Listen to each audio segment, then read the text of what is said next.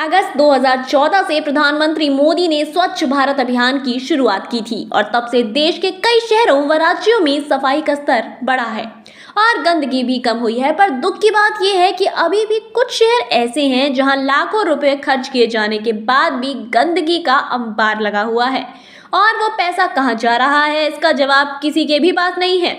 हम बात कर रहे हैं बिहार के कटिहार शहर की।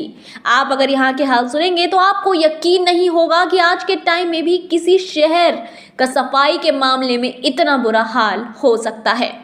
यहाँ 45 वार्ड हैं, जिनमें से लगभग आधा दर्जन वार्डों में तो कोई नाला ही नहीं है। अब आप इसी बात से अंदाजा लगा सकते हैं कि गंदे पानी की निकासी कहां से होती होगी और उन क्षेत्र का क्या हाल होगा।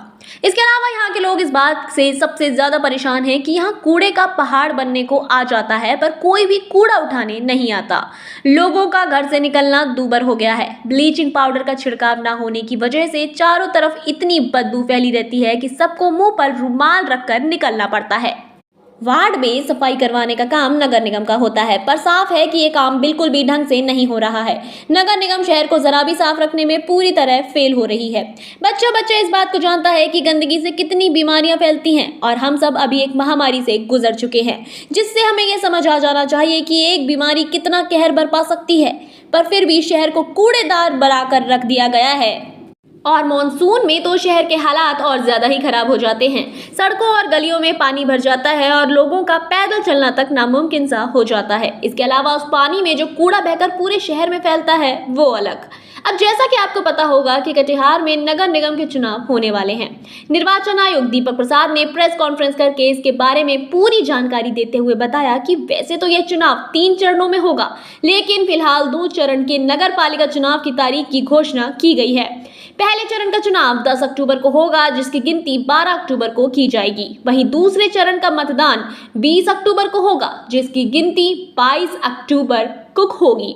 चुनाव की जानकारी देने का मकसद आपको यह बताना था कि कटिहार के नगर निगम चुनाव होने में अब मात्र 1 महीना बाकी है और शहर में गंदगी का यह हाल है। तो अगर कोई शहर की गंदगी की समस्या को सुधार दे तो चुनाव में उसे जनता का आशीर्वाद और प्यार मिल सकता है। पर सवाल तो यही है कि क्या इस तरफ किसी का ध्यान भी है या नहीं। हालांकि ऐसा नहीं है कि अभी सफाई पर पैसा खर्च नहीं होता। आंकड़ों की माने तो कटिहार में 40 से 44 लाख प्रति माह सफाई पर खर्च किया जाता है। लेकिन क्या आपको लगता है कि जितने रुपए बताए जा रहे हैं ये सचमुच खर्च होते हैं? क्योंकि अगर ऐसा है तो कटिहार देश के सबसे गंदे शहरों में से एक क्यों है? सवाल उठाने से ही जवाब मिलता है, इसलिए अपनी सरकार से सवाल जरूर करिए। और अगर आप कटिहार से हैं तो कमेंट बॉक्स में हमें बताएं कि आप अपने शहर में और क्या बदलाव देखना चाहते हैं। साथ ही वीडियो को लाइक करना बिल्कुल ना भूलें।